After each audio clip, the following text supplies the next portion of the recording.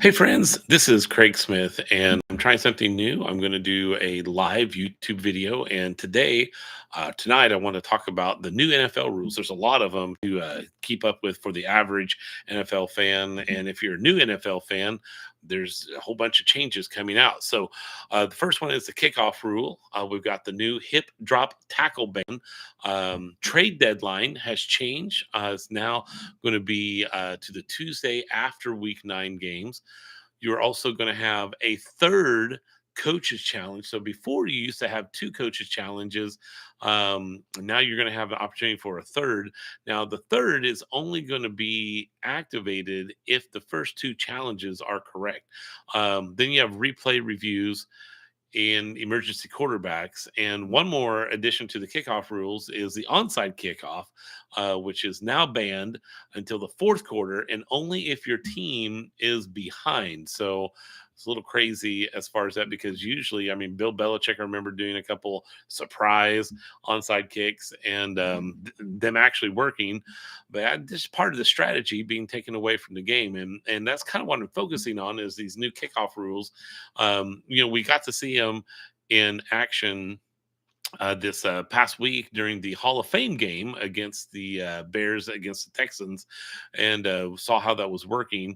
The one thing to really pay attention to is how that's working as far as there's a zone that the kickers have to kick it in. I believe it's from the end zone to the 20-yard line.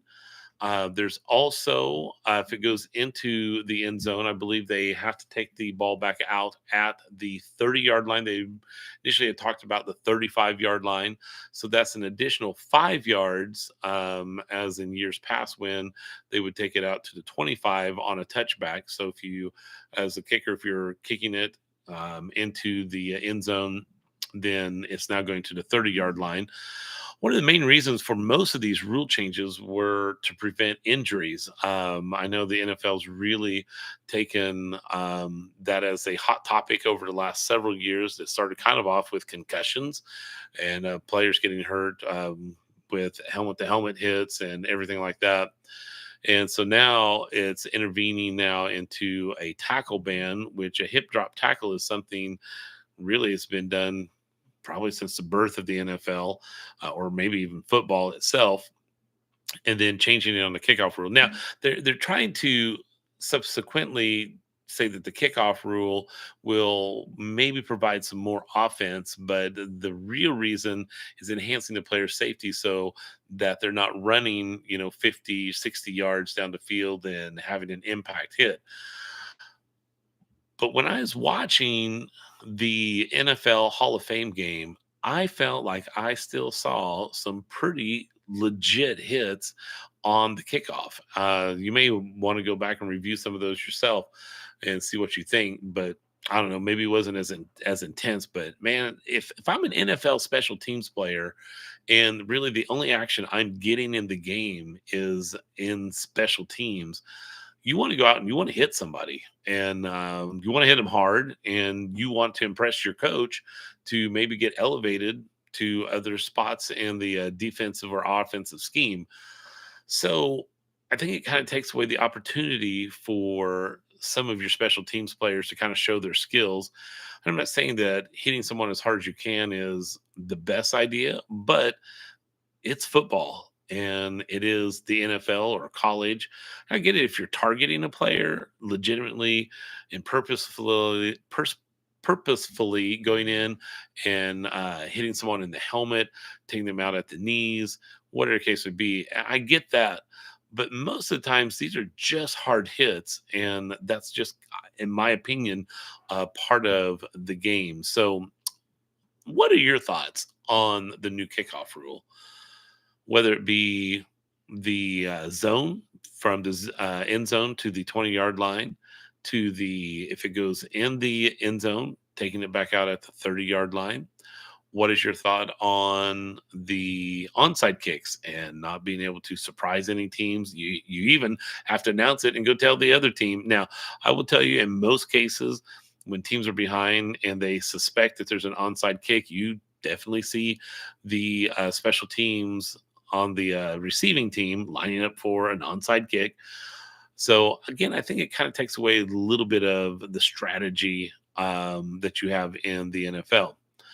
The next thing I want to talk about is the coaches' challenges. Now, you know, I always know watching the NFL games from year to year that you kind of see a coach on the other sideline very happy when their opposing coach would lose their challenge, knowing that there was no more challenges. And so, I don't want to say you could get away with anything, but you kind of could a little bit more because you can really go out and challenge something because they'd lost their challenges. So, do you think that coaches will be more active in the challenging, knowing that they could possibly get a third challenge? Now, we all know that the NFL rules 2 minutes before halftime and 2 minutes before the end of the game, that the only challenges that can come up is if it is called from New York. So, no more coaches' challenges as far as that. But just wondering if that third challenge will really play an important role. Now, replay reviews, they are expanding the replay review rules, which is including reviews for plays where the game clock expires before a snap. So I'm kind of interested to see what that is, how that's going to affect the gameplay this year, and what that's going to look like. So that'll be an interesting change. Emergency quarterbacks, I thought we did this last year. Maybe we didn't, or at least they were talking about it. So now they have a third quarterback from the practice squad that they can activate to the roster. Now, I know being a Redskins or Commanders, whatever football team fan you want to call them, I could definitely see that coming into play because we always have quarterbacks that are hurt.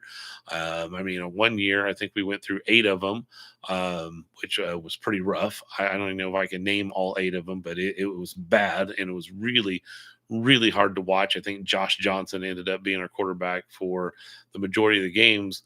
But for the first 8 games, I think we went through about 6 quarterbacks. So that was interesting, including uh, Mark Sanchez, Colt McCoy, just to name a few. And then, of course, ending up with Josh Johnson. I think that this is a good deal because I think it allows them to have that third quarterback active and ready to play. I also think that as a team, you have to kind of prepare for that. And I think that you'll start preparing all 3 of your quarterbacks to get into a game and play. For our team this year, I don't know. I mean, Jaden Daniels looks really good in the preseason.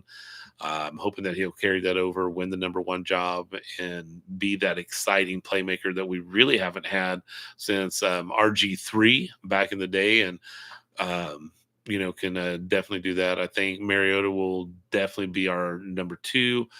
But I think Sam Hartman's going to be that number 3 and probably end up beating out Jeff Driscoll. So anyway, we'll talk more about the Redskins on a later video. But anyway, if you're watching this, leave your thoughts and comments in the comment section. I'd love to see what you think about them. And thank you very much for watching. Have a great day.